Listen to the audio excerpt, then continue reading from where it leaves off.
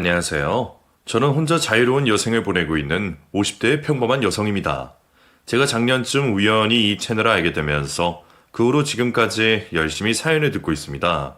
사연을 듣고 있다 보면 세상에 어쩜 이런 일들이 있을까 싶은 생각들이 드는데 정작 그런 저도 만만치 않은 사연 하나가 있었네요. 잠시 잊고 있던 그 사연이 요즘 들어 자꾸 떠오르는 건 왜인지 모르겠습니다.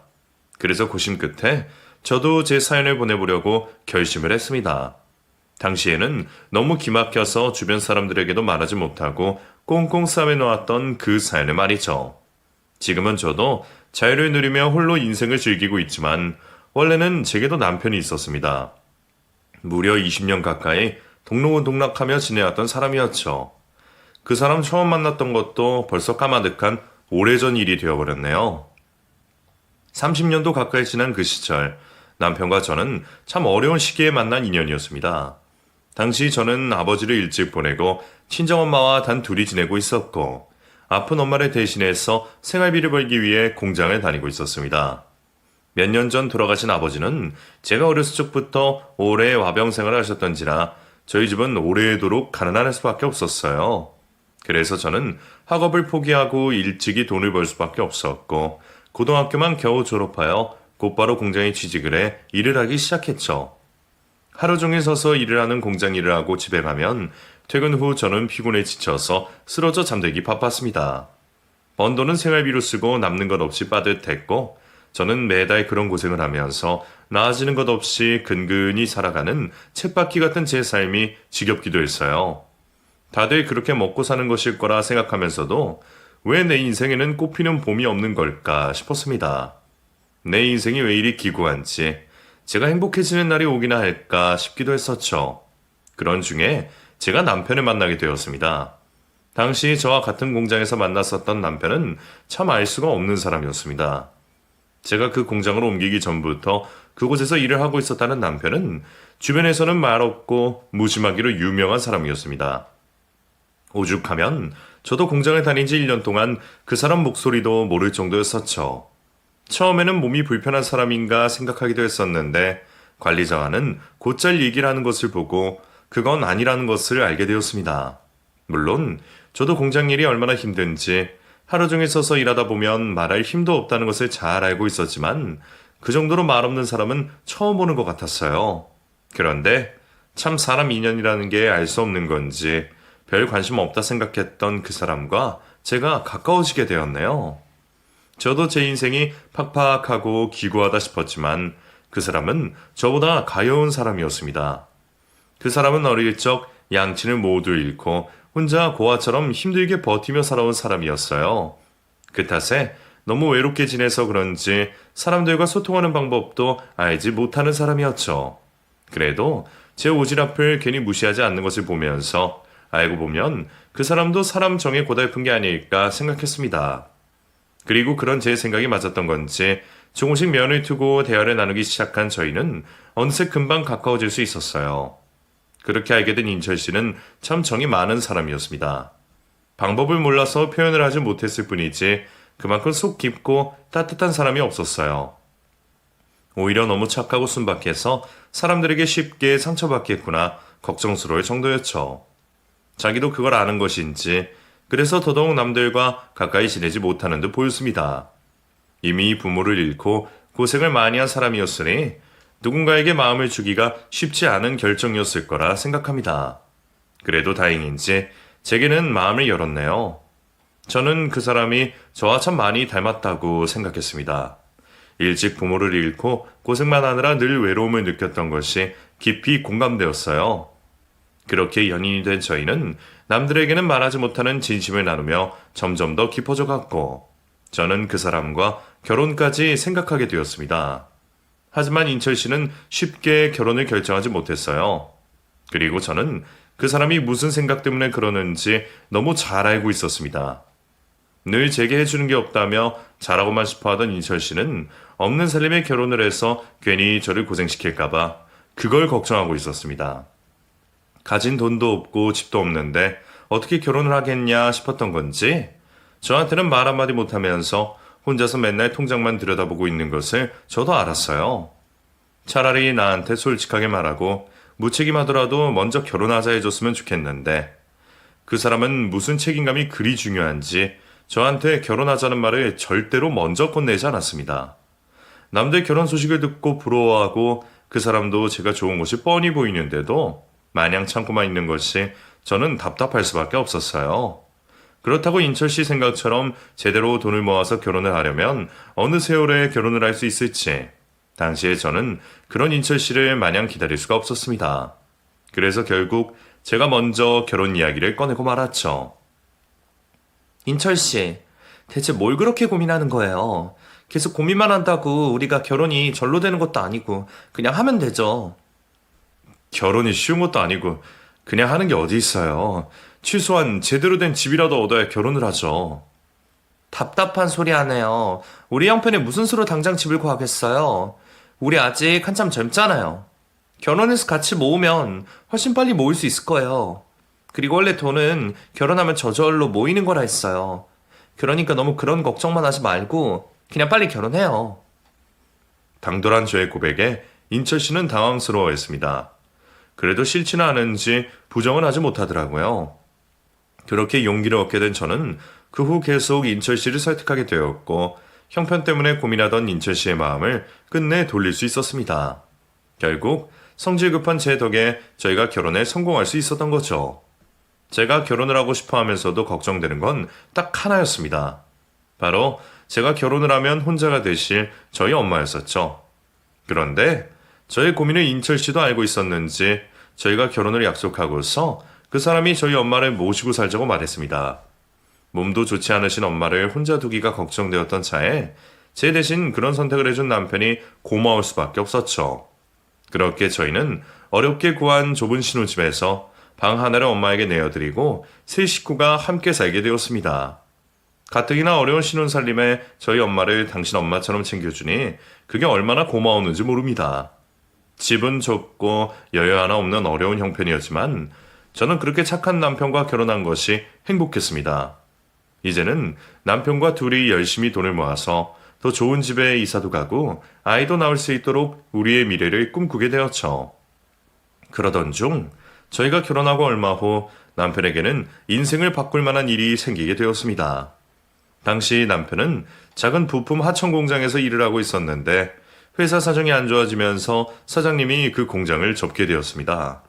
당시 남편은 벌써 반년치 월급을 받지 못하고 있었고 회사가 문을 닫으면 그 돈을 받을 길도 영영 사라지는 상황이었죠. 그때 그 사장님께서 남편에게 제안을 하셨나 봐요. 사장님이 돈 나올 구멍은 없고 어차피 공장도 헐값에 처분해야 할 거라면서 차라리 나보고 해보면 어떻겠냐 그러시네. 솔직히 거절한다고 해도 내가 월급 받을 방법도 없고 뭐 기계는 그대로 있으니까 납품업체만 찾아보면 어떻게든 돈은 벌 수 있지 않을까? 그렇다고 돈 받자고 사장님을 고소할 수도 없잖아. 남편은 어차피 돈 나올 구멍이 없으면 그게 낫지 않겠냐며 공장을 인수하고 싶어 했습니다. 헐값에 받아온다 하더라도 저희 전 재산을 전부 털어넣어야 할 텐데 금방 결정할 수 있을 만한 일은 아니었어요. 얼핏 듣기에는 헛맥락한 이야기였지만 저는 그런 남편의 선택을 존중해주고 싶었습니다. 누구보다 열심히 하는 남편이 그 일도 어떻게든 해낼 수 있을 거라 생각했기에 저희는 얼떨결에 공장을 인수받아 공장을 운영하게 되었습니다. 하지만 사장 감투를 쓴 기쁨은 잠시뿐이었고 기존 직원들은 전부 떠나고 작은 공장에 기계들만 남아있는 상황에 저와 남편은 앞이 막막하기만 했죠. 남편은 그런 상황에서도 자신을 믿어준 제게 고마워했고 그 믿음에 보답을 하겠다며 정말 열심히 일했습니다. 원래도 일은 참 열심히 하던 사람이었던지라 그건 더 걱정할 게 없었어요. 다만 어디라도 납품할 수 있고 계약을 따낼 수 있기를 바랄 뿐이었죠. 그리고 어느 날 그런 노력이 결국 결실을 맺게 되었습니다. 낮에는 거래업체를 찾기 위해 동분서주하고 밤이면 하루 종일 물건을 만들던 남편은 반년 만에 큰 계약을 따내며 비로소 자리를 잡아갈 수 있었어요. 그 후로는 저도 달려들어서 남편의 일을 돕게 되었고 얼마 뒤에는 직원들까지 생겼어요. 정이 많던 남편은 이전에 같이 일하던 직원들을 데려오고 싶어 했고 직원들도 저희 남편을 믿고 함께 해주기로 했습니다. 모두 한마음 한뜻으로 일한 덕분인지 회사 사정은 점점 더 좋아졌고 평생 돈복이라고는 없을 것 같았던 저희가 난생 처음으로 큰 돈을 만지게 되었네요. 여보, 그동안 고생 많았어. 겁도 없이 무턱대고 공장 돌려보겠다고 말했던 나를 믿어줘서 고마워. 나 당신 아니었으면 절대로 이렇게 못했을 거야. 우리가 이렇게 잘 된 건 전부 다 당신 덕분이지. 아무래도 내가 당신을 만나고서부터 잘 풀리는가 봐. 당신이 내 복덩이가 아닐까 싶어. 저는 남편이 그렇게 말해주고 제 공으로 돌리는 것만으로도 행복했습니다. 물론 돈이 많아지고 여유가 생기니 그건 그것대로 좋을 수밖에 없었죠. 덕분에 저희는 방 2개짜리 비좁은 새방에서 어엿한 아파트로 이사를 갈 수 있었고 넉넉한 여유를 누리며 또 다른 행복을 기다리게 되었습니다. 바로 임신 소식이었죠. 그때 제 나이가 벌써 30이 되었지만 저희에게는 아이가 생기지 않았습니다. 처음에는 바빠서 힘들어서 그럴 거라 생각하고 병원에 찾아가 볼 생각도 하지 못했어요. 병원 가는 것도 다 돈이다 싶었기에 그럴 여력이 없었었죠. 그런데 먹고 살만해지니 아이 생각이 간절해지더라고요. 이제는 여유도 있는 덕에 둘도 셋도 낳아서 잘 먹이고 모자람 없이 기를 수 있을 것 같은데 왜 이렇게 아이가 안 생기는 건지 걱정이었죠. 많이 바라는 것도 욕심이다 싶었던 저희는 더도 말고 덜도 말고 딸이던 아들이던 아무 상관없으니 제발 자식 하나라도 보길 바라고 기도했어요. 하지만 무심하게도 그렇게 바라던 아이는 저희에게 찾아오지 않았습니다. 병원을 찾아봤지만 원인도 모르고 결국 저희는 하염없이 아이를 기다리는 수밖에 없었습니다. 그 사이 제 나이는 30이 훌쩍 넘어갔고 저희는 점점 희망을 포기하게 되었어요. 딱 한 번 아이가 찾아왔던 적도 있었습니다. 처음 듣는 임신 소식에 남편과 저는 무척 들떠 있었죠. 하지만 그 아이마저 자연유산되고는 그 후로 다시는 기대할 일은 없었습니다. 그런 일이 있고부터 저희는 더 조심스러울 수밖에 없었어요. 괜히 아이 얘기를 꺼내는 것만으로도 상처가 되는 탓에 저희 부부는 그 이야기를 거의 금기처럼 여기며 서로 웬만하면 이야기를 꺼내지 않았습니다. 그리고 그 탓에 저희는 조금씩 멀어져 가는 듯 했습니다. 서로를 배려하기 위한 행동이었지만 그게 결국 거리를 만들고 부부 사이를 어색하게 만들었나 봅니다. 저는 또 저대로 미안한 마음이 있었어요. 저야 아직 엄마가 계시니 남편보다는 나은 사정이었는데 일찍부터 고아로 지내느라 늘 가족의 정을 고달파했던 남편에게는 그만큼 자식이 간절했을 겁니다. 저와 결혼할 때에도 아이는 많이 갖고 싶다 하던 남편이었으니 그런 상황에 얼마나 속이 상했을지 모르겠네요. 그렇다고 남편이 한 번이라도 제 탓을 하거나 섭섭해한 적은 없었지만 저는 난임의 유산까지 겪으면서 그게 전부 엄마인 제 탓이라 생각했어요. 그래서 자꾸 남편에게 미안했고 남편에게 참아하지 못하는 말들이 늘어갔습니다. 그런데 하필이면 그 와중에 엄마까지 아프시게 되니 저는 더 마음이 힘들어질 수밖에 없었습니다. 그래도 그런 상황에 제 남편이 있어서 참 다행이었어요. 남편은 엄마 치료비와 병원비는 물론이고 바쁜 와중에도 저희 엄마 병원을 찾아가 말벗을 해드리고 간병을 하면서 저희 엄마를 자기 어머니처럼 챙겨주었었죠. 당신 바쁜데 이렇게 자주 올 필요 없어. 엄마는 내가 챙기면 되는데. 그래도 내가 사위이고 우리가 장모님 모시고 산 세월이 있는데 어떻게 그래. 잠 좀 못 자더라도 자식돌이는 해야지. 그러지 말고 당신이야말로 집에 가서 좀 쉬고 와. 제가 일을 하지 못하는 바람에 일손이 모자라 공장 일이 더 바쁜 것을 알고 있는데 남편은 제 걱정을 하며 저와 저희 엄마를 챙기곤 했었어요. 그게 얼마나 고마운지 평생 가도 그때의 기억은 잊혀지질 않을 것 같습니다.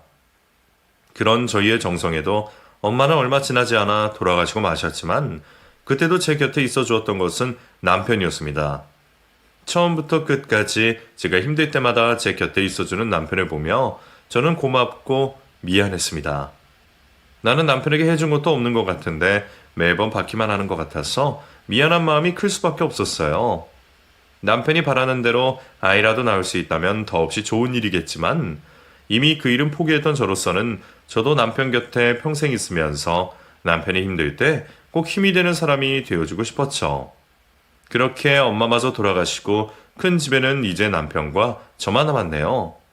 나중에 아이가 생길 것을 염두에 두고 방이 많은 집을 얻었던 건데 이제는 친정엄마가 쓰시던 방까지 비워지게 되니 그 큰 집이 더없이 쓸쓸해 보였어요. 그래도 어쩌겠냐 싶은 생각에 저는 자식 없이도 남편과 서로 의지하며 잘 살아보자 싶었습니다. 이미 10년도 넘은 저희 부부 사이는 열정 없이 동지 같은 느낌뿐이었지만 그런 사랑도 있을 거라며 덤덤히 살아가려 했었네요. 그 후로도 시간이 흘렀고 저희는 어느새 20년 가까운 부부 생활을 지나가게 되었습니다. 벌써 제 나이도 40이 넘었고 자식이 없어서 그런지 유난히 더 쓸쓸한 마음에 남편과도 더 이상은 예전 같지 않았습니다. 하지만 그래도 저희에게는 지난 세월을 함께해온 믿음이 있었고 애정이 있었다고 생각했습니다. 그게 비록 더 이상 연인 간의 사랑이 아니라 우정 같은 애정일지라도 저는 그것도 사랑이라고 생각하고 있었어요. 그런데 제 남편은 아니었던 모양입니다. 남편은 그 나이에도 사랑에 쫓고 싶었던 건지 어느 날 제게 충격적인 말을 꺼내왔어요. 여보, 나 마음이 가는 사람이 생겼어. 나도 내가 잘못한 거 알아. 아직 그런 깊은 관계는 아니라지만 결혼한 놈이 다른 여자한테 마음 가는 자체가 죄악이지. 근데 나도 내 마음 정리를 못하겠어. 그래도 당신한테만은 솔직하게 말해야겠다 싶어서 말하는 거야. 당신이 욕하고 탓해도 어쩔 수 없지만 내 마음도 좀 이해해 줬으면 좋겠어. 미안하긴 한지 죄책감 가득한 얼굴로 제게 덤덤히 말한 남편은 제게 더 이상 애정이 남지 않은 건지 다른 여자가 생겼다며 제게 이혼을 요구했습니다. 그 말에 저는 머리를 한 대 맞은 기분이었죠. 처음에는 그런 남편에게 믿을 수 없이 화가 나고 배신감에 몸소리가 쳐졌습니다.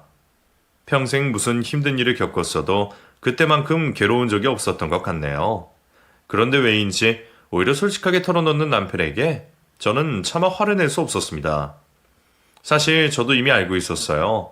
언젠가부터 저희 부부가 의무적으로 부부관계를 유지하고 있었다는 것을 말이죠. 나이 들어가면 자식 때문에라도 산다는데 우리는 자식도 없고 더 이상 예전 같은 부부관계도 아니었으니 다른 생각이 드는 게 자연스러웠을지도 모르겠습니다. 그렇다고 해서 다른 여자가 좋아졌다는 남편을 전부 이해할 수는 없었지만 남편의 성격을 알던 저는 솔직하게 말하는 남편의 심정은 이해할 수 있었습니다. 마음만 나누었더라도 불륜이라며 추접스러운 법정 싸움을 할 수도 있었겠지만 저는 그러지 않기로 했습니다. 그래도 그동안 정부치고 살았던 세월 때문인지 그렇게 된 거 이왕이면 저도 남편을 마음 편히 도와주고 싶었어요. 그래도 그 와중에 질투는 딱히 느끼지 못한 것을 보면 저도 남편에게 더 이상 그런 애정은 없었는지 모르겠네요. 그래서 더더욱 20년을 함께해온 좋은 친구로서, 동지로서 남편의 선택을 존중해주고 싶었어요. 그렇게 저희는 깔끔하게 재산분할을 하고 협의 이혼을 하게 되었고 저와 남편은 20년이 채 되지 않는 결혼 생활의 마침표를 찍게 되었습니다. 좋았던 기억까지 지우고 싶지 않아서 조용히 헤어져 주긴 했지만 그래도 배신당한 상처는 아주 지울 수 없는지 저는 다시는 전 남편을 보지 않겠다고 다짐했습니다. 그리고 그렇게 하는 것이 서로에게도 좋을 거라 생각하며 다시는 연락하거나 우연이라도 보지 않기를 바랬어요. 홀로서기를 시작하게 된 저는 재산분할 받은 돈으로 집을 얻었고 카페를 차려 조용한 여생을 보내기로 결심했습니다. 사실 예전부터 카페를 하고 싶었지만 저도 그동안 남편의 회사 일을 돕느라 엄두를 못 내고 있었는데 이혼하면서 직장도 잃게 되었으니 제게는 다른 선택지가 없었네요. 덕분에 카페를 차리게 되었고 저는 이혼한 후로 완전히 새로운 인생을 살게 되었습니다. 어찌 보면 남편에게 일방적으로 이혼을 당한 것인데도 생각보다 후련한 생각에 저는 별 걱정 없이 지낼 수 있었어요. 자식들 다 키워놓은 친구들과 같이 여행도 가고 혼자서도 즐길 만큼 즐기면서 지내게 되었죠. 물론 결혼 생활이 길었던 탓에 혼자 있을 때면 가끔 외로운 생각이 들기도 했지만 남자를 만날 생각은 없었습니다. 그렇게 시간이 흐르면서 저는 전 남편에 대한 미움을 점점 지워갈 수 있었어요. 여자가 생겼다고 상처를 준 것으로 모두 부정하기에는 그동안 전 남편이 제게 해준 것들이 훨씬 많았으니까요. 그런 생각을 하다 보니 오히려 내가 그 사람을 충족시켜주지 못했다 싶은 생각에 이제라도 그 사람이 행복하기를 빌어줄 수 있었습니다. 그렇게 전 남편이 잘 지내기를 바라며 제 삶을 살던 어느 날 저는 믿기 어려운 소식을 듣게 되었습니다. 바로 전 남편의 사망 소식이었죠. 전 남편이 죽었다는 얘기를 저는 믿기 어려웠습니다. 부고 문자를 보고도 동명이인이거나 누군가 장난질을 하는 거라 생각했어요. 그리고 그제서야 몇 달 전 부재중으로 남게 된 전 남편에게 걸려왔었던 전화 한 통이 기억났습니다. 저도 참 미련했었는지 이혼하고 몇 년간 전 남편의 전화번호를 지우지 않았었더라고요. 하지만 연락하고 지내지는 않았기에 그마저도 까맣게 잊고 있었는데 이혼하고 몇 년 만에 처음으로 걸려온 전화에 깜짝 놀랐었습니다. 화면 속 남편의 이름을 보고 받을까 말까 수십 번 고민만 하다가 결국 받지 않았었죠. 부재중으로 남겨지게 된 그 번호를 보며 다시 걸어볼까 하다가도 정말 중요한 일이면 그쪽에서 한 번 더 연락하겠지 싶은 생각에 결국 말았었던 기억이 떠올랐습니다. 그러고는 다시는 연락이 없는 것을 보면서 저는 그저 실수였겠거니 아니면 별로 중요한 일이 아니겠거니 생각했었네요. 하지만 제가 안일하게 생각했던 것인지 그 일이 있고 몇 달 뒤 전 남편의 사망 소식을 접하게 되었네요. 그 전화는 받지 못했어도 장례식은 가야겠다 생각했습니다. 우리가 그리 달갑지 않은 이유로 이혼을 하고 제가 전 남편에게 섭섭함이 남아있다고 하더라도 아무리 그래도 제 인생에 제일 가까웠던 사람의 마지막 가는 길을 그냥 모른 척 할 수는 없었습니다. 전 남편의 부인이 뭐라 생각할지는 모르겠지만 그런 상황이라면 그 여자도 제 방문을 이해해 줄 거라 생각했었죠. 그렇게 저는 착잡한 마음으로 전 남편의 장례식장을 찾아갔지만 웬일인지 빈소는 텅 비어 있었습니다. 언제 찍었는지도 모르겠는 흐릿한 전 남편의 영정사진 외에는 빈소를 지키는 상주도 그 밖에 다른 가족들도 아무도 없었습니다. 제가 소식을 듣자마자 달려온 탓에 아직은 찾아온 문상객들도 없어 보였어요. 아무래도 제가 전 남편의 일이라 그런지 놀라서 너무 일찍 달려왔었던 모양입니다. 아마 그래서 상주도 없는 것일 거라 생각했었죠.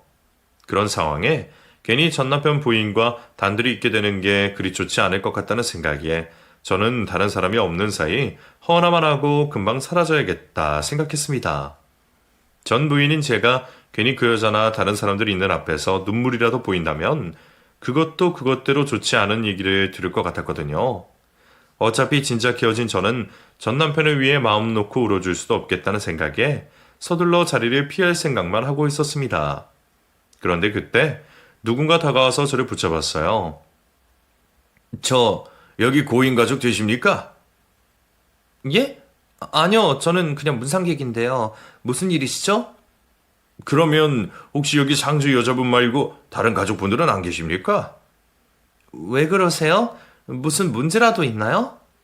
그게 제가 뭘 발견했는데 상주분 말고 다른 가족분이 보셔야 할 것 같아서요. 장 이사는 전 남편에게서 뭔가를 발견했다며 가족들을 찾아다니고 있었습니다. 그러면서도 전 남편의 부인에게는 알리면 안 되는 일인 건지 그 여자를 피해 다른 가족을 찾고 있었어요. 전 남편은 고아의 친인척도 없기에 부인 말고는 가족이라 할 사람이 없는데 말이에요. 그리고 그 순간 제가 왜 그랬는지 모르겠지만 저는 왠지 모를 강한 충동을 느꼈고 결국 전 남편과의 관계를 설명하게 되었습니다. 사실 제가 그 사람 전부인이에요. 몇 년 전에 이혼하고 부고 소식 듣고 바로 찾아왔네요. 그 사람 일찍 부모 여의고 혼자 어렵게 살아온 사람이라 다른 가족은 없습니다. 무슨 일인지 모르겠지만 제가 도울 수 있는 일이면 제가 대신해도 될까요? 제가 전부인이라는 말에 고민하던 장 이사는 이내 결심이 섰는지 저를 조용히 데려갔습니다. 그리고 그곳에서 제게 작은 녹음기 하나를 보여주었죠. 시신을 정리하려고 보니 손에 뭐가 있는 것 같더라고요. 너무 꼭 쥐고 계셔서 겨우 풀었는데 이게 아무래도 녹음기나 그런 것 같습니다. 녹음기라고요, 이게? 이 사람 손 안에 들어있었다는 말인가요? 예, 아마 돌아가시기 직전까지 계속 가지고 계셨던 것 같은데 얼마나 꼭 쥐고 계셨는지 다른 사람들은 발견하지 못했나 봅니다. 장 이사가 제게 보여준 물건은 아주 조그맣고 동그란 물건이었습니다. 겉으로 얼핏 보기에는 이게 무슨 녹음기라는 건가 싶었어요.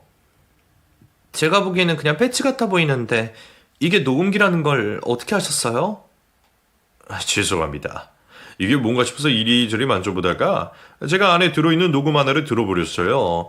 사실 저도 여태 이런 경우는 처음이라서요. 그런데 우연히 듣게 된 녹음 내용이 아무래도 심상치 않은 것 같아서 말입니다. 심상치 않다니, 그게 무슨 말이죠? 뭐라고 설명해야 할지. 고인물이 아내분과 다투시는 듯한 내용이 들리더군요. 그래서 그분 말고 다른 가족분들이 아셔야 할 것 같아서요. 아무래도 돌아가실 때까지 녹음기를 놓지 못하신 거 보면 무슨 사정이 있는 것 같아서 말이죠. 조심스럽게 제게 말을 전하는 장의사는 고인의 사정을 엿듣게 되어 난감하지만 그래도 혹시 모를 억울함은 없어야 하지 않겠냐는 말을 하며 제게 그 녹음기를 건넸습니다. 만약 불미스러운 일이 있었다면 장례 치르기 전에 부검부터 해야 합니다. 부검이요? 저도 일하면서 녹음기를 발견한 건 처음이지만 장례식 직전에 부검 들어가는 경우는 꽤 있거든요. 가족 당사자분이시라면 장례를 미루시고 해결하시면 되겠지만 제가 봐도 지금 상황이 많이 꼬여 있는 것 같아서 말입니다. 그러니까 얼른 확인해 보셔야 할 것 같습니다, 사모님. 혹시 제가 도움이 되어야 한다면 협조해 드릴까요? 녹음 들어보시고 연락 주세요. 예, 감사합니다. 대체 그 안에 무슨 내용이 들어있기에 장의사가 부검이니 뭐니 그런 얘기까지 하시는지 당황스러웠던 저는 얼떨결에 그 녹음기를 받을 수밖에 없었습니다. 저를 버리고 가면서 만났던 여자였으니 두 사람이 끔찍하게 사이좋은 부부인 줄 알고 있었는데 그런 전 남편이 부인과 싸웠다는 얘기가 뭔지 저는 알 길이 없었어요. 그냥 흔한 부부싸움이 내용이라 생각했다면 저도 그 녹음을 듣지 않았을지 모르겠습니다. 이미 헤어진 마당에 꽤나 오지랖이다 싶기도 했고 남의 집안일에 끼어들고 싶지도 않았거든요. 하지만 내용을 다 듣지도 않은 장의사가 부검까지 걱정한다는 것을 보니 저라도 그 일을 그냥 넘겨서는 안 되겠다는 생각이 들었습니다. 결국 저는 먼저 떠난 전 남편을 위한다는 생각으로 장례식장 구석 한켠에서 몰래 숨어 녹음기를 듣게 되었습니다. 그리고 그 녹음들을 듣게 된 순간 저는 경찰을 부를 수밖에 없었어요. 녹음기에 들어있는 내용들은 너무나 충격적이었습니다. 녹음 내용을 전부 들은 게 아닌데도 저는 몇몇 내용들을 가지고도 그 상황을 알 수 있었어요. 녹음 내용으로는 전 남편이 저와 이혼하고 몇 년 뒤 병을 얻는 듯 했고 전 남편의 부인이 간호하게 되었던 모양입니다. 그리고 그 여자는 그 상황이 무척이나 불만스러운 듯 했죠. 간병을 오래 한 것도 아닌 것 같은데 전 남편의 얘기를 들어두지도 않고 뭐 하나 부탁하는 것도 무시하면서 전 남편에게 온갖 악담을 쏟아붓고 있었습니다. 그 사람이 전 남편에게 별의별 악담을 하고 저주를 하는 내용들은 제가 아니라 누가 들었어도 놀라울 만한 얘기였을 거예요. 제발 좀 죽으라고. 호강시켜주겠다고 결혼했으면서 감히 나를 이 고생 시켜? 이 머저리 같은 인간아. 다 늙어서 만나려면 건강이라도 해야지. 엄한 사람 고생만 시키고 이게 뭐 하는 짓이야. 야, 혼자 움직이지도 못하는 새끼가 뭐 그렇게 바라는 게 많아? 주면 주는 대로 알아서 처먹지. 내가 떠먹여주기를 바래? 화장실 가고 싶은데 뭐 어쩌라고. 너 혼자 기어가든지 걸어가든지 알아서 해야지. 내가 네 똥수발까지 들어줘야겠어? 이러지 말고 그냥 제발 좀 죽어. 그래서 내가 네 유산 가지고 편히 좀 살게, 어? 자기 남편을 두고 저주를 퍼붓는 그 여자의 숱한 말들도 충격이었지만 가장 충격적이었던 것은 제일 마지막 녹음 내용이었습니다. 가장 최근 녹음에서는 제발 죽여달라며 작정을 한 것처럼 무언가를 실행에 옮기는 듯한 그 여자의 목소리가 녹음되어 있었고 얼마 뒤 전 남편이 숨을 거두는 상황이 담겨 있었습니다. 대체 무슨 일인지는 모르겠지만 정황으로 봤을 때는 그 여자가 무슨 수작을 부렸다고 밖에는 설명할 수밖에 없었어요. 저는 전 남편의 죽음에 무언가 문제가 있다는 생각에 그 내용들을 듣고 곧장 경찰에 신고할 수밖에 없었습니다. 전 남편의 장례식장에 찾아와서 갑자기 경찰 신고를 하게 된 그 상황이 저로서도 당황스러웠고 살인사건이란 말을 이해받을 수 있을까 걱정스러웠지만 다행히 살인사건 같다는 제 말에 경찰분들은 주저할 것 없이 달려와 주셨습니다. 제가 정신없이 설명하는 자초지종을 들으신 형사분들은 제가 건넨 녹음을 듣고 심각한 상황임을 바로 인지하셨어요. 저희가 들어봐도 이상한 점이 많은 것 같네요. 아무래도 신고자분 말씀대로 보통 일은 아닌 것 같습니다. 그런데 이 녹음 가지고는 구속을 할 수 없고 부검이 꼭 필요하거든요. 근데 그러면 유가족 동의가 필요한 거 아닌가요? 그 여자가 허락할 리 없을 텐데요. 아닙니다. 이런 경우는 정황 증거가 있다 보니 저희가 지금 당장 영장 발부받고 바로 수사에 들어가면 부검도 강제할 수 있을 겁니다. 그래도 혹시 모르니 저희도 최대한 서두르도록 할게요. 그래도 지진 훼손 전에 신고해 주셔서 참 다행입니다. 두 분이 오래전에 이혼하셨다고 하셨는데 그래도 이런 결정을 내려주신 게 참 대단하다 싶네요. 무서우셨을 텐데 신고 잘해 주셨어요. 사건 해결되고 나면 고인분도 분명 고마워하실 겁니다. 그럼 아무쪼록 저희가 고인의 억울함을 꼭 풀어드릴 테니 앞으로 일은 저희에게 맡기시고 너무 걱정하지 마세요. 예, 꼭 좀 부탁드릴게요. 그렇게 저는 형사님의 말씀을 믿고 형사님께 녹음기를 건네드렸고 몇 시간 뒤 전 남편의 부검이 결정되었습니다. 그리고 그제서야 나타난 전 남편의 부인은 그 상황을 믿지 못하겠다며 억울함을 호소하며 남편의 부검을 반대하고 있었습니다. 부검이라뇨? 그게 무슨 말이에요? 우리 남편 알타가 죽었는데 왜 가족 동의도 없이 부검을 하겠다 그럽니까? 이게 말이 되나요? 신고가 들어왔습니다. 고인이 병사가 아닐 수도 있다는 의사소견도 나왔고요. 정확한 사인규명을 위해 부검을 하시는 게 고인을 위해서도 옳은 선택 아닙니까? 옳은 선택? 그걸 왜 당신들이 정해? 신고자가 누군데? 대체 누가 신고를 했냐고? 나 부검 절대 허락 못해. 안 해. 자신의 남편의 죽음에 의혹이 있다는 말에도 그 여자는 부검을 할 수 없다며 억지를 부리고 있었습니다. 그 반응이야말로 그 여자를 의심하게 만드는 일이었죠. 하지만 이미 수사에 들어간 이상 그 여자의 억지는 별 소용이 없었고 결국 전 남편의 시신은 국가수로 바로 옮겨지게 되었습니다. 대충 급하게 차려진 듯 했던 전 남편의 빈소는 다시 정리되었고 몇 주 뒤에서야 전 남편의 부검 결과가 나오게 되었습니다. 그렇게 밝혀진 전 남편의 사망 원인은 믿을 수 없는 일이었어요. 전 남편의 사인은 공기색전증이었습니다. 그게 뭔지도 처음 들어봤던 저는 형사님에게 전 남편이 숨져가던 과정을 자세히 듣고서야 사인을 이해할 수 있었습니다. 이인철 씨와 재혼하셨던 안순영 씨가 이인철 씨 링거줄에 주사 바늘을 꽂았어요. 빈 주사기로 링거 속에 공기를 밀어넣었고 그렇게 돼서 이인철 씨 혈관에 다량의 공기가 유입된 것이죠. 피가 들어가야 할 자리에 공기가 들어갔으니 결국 공기 때문에 혈류가 막혀서 돌아가신 겁니다. 원래 지병이 있으셨던 탓에 의사들도 바로 원인 파악을 못했던 듯하네요. 그래도 다행히 늦지 않게 부검을 했고 증거들이 있어서 다행이었습니다.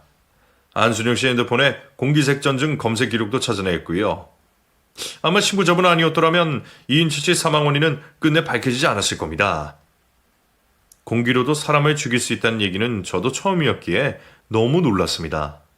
하지만 그것보다도 나한테서 내 남편을 뺏어간 그 여자가 기껏 뺏어간 남의 남편을 그렇게 허무하게 죽여버렸다는 것이 더더욱 믿을 수가 없었어요.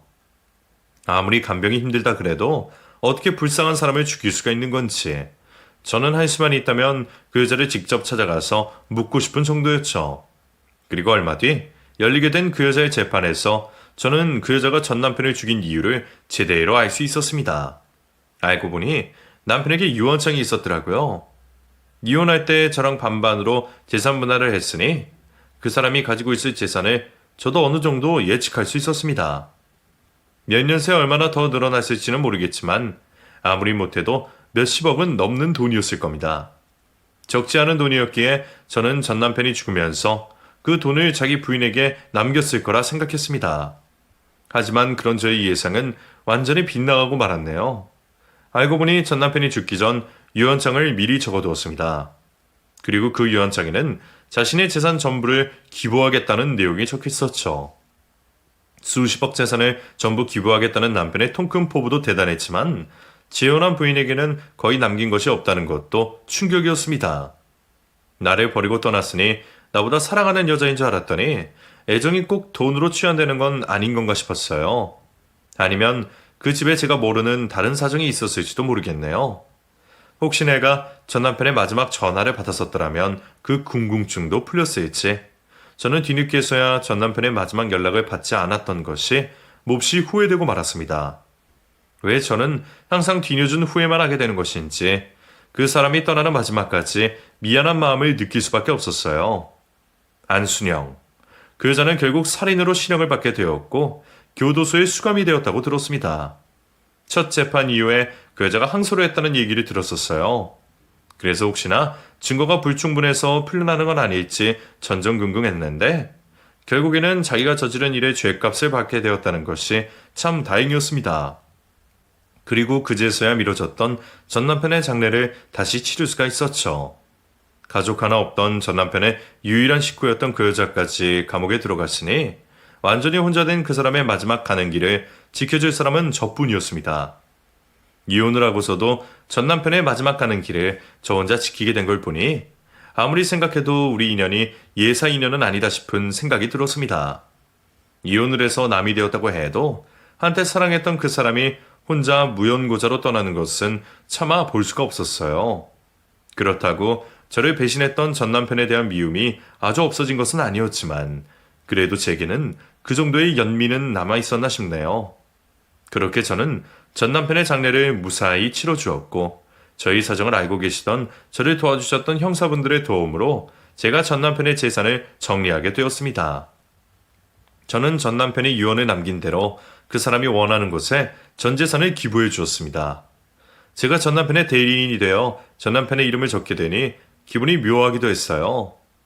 결국 이렇게 될 것을 왜 나를 떠났을까 다시금 원망스러운 마음이 들기도 했고 행복해지고 싶다면서 떠난 그 사람이 결국에는 행복을 찾지 못하고 너무 일찍 가버리게 된 것이 무척 가슴 아프기도 했습니다. 하지만 또 한편으로는 그 사람이 가는 마지막을 내가 잘 지킬 수 있었다는 것이 감사한 일이기도 했어요. 전 남편이 우리 친정엄마를 끔찍이 챙겼던 것, 고마움이 늘 마음에 걸렸었던 저는 그제서야 그 사람에게 남은 빚을 갚은 기분이 들었습니다. 그 후로도 저는 전 남편의 기일마다 그 사람이 있는 납골당을 찾곤 합니다. 아무도 찾아올 일 없는 그곳에 저라도 가끔씩 가봐줘야 그 사람이 쓸쓸하지 않을 것 같아서 말이에요. 덕분에 저도 전 남편의 기일마다 예전 우리의 추억을 떠올리곤 합니다. 어쩌면 가난하고 없이 살면서도 서로 의지하고 기댔었던 그 시절이 훨씬 더 행복했던 것은 아닌지, 인생이란 일이 짧고 허망한지 자주 생각하게 되네요. 그래서 저도 아쉬움 없이 남은 생을 살아가려 노력하고 있고 먼저 떠난 그 사람이 부러워할 정도로 재미있게 살다 가려 하네요. 그럼 여러분들도 부디 아쉬움 없는 인생을 사시기를 바라며 이야기를 마치겠습니다. 감사합니다.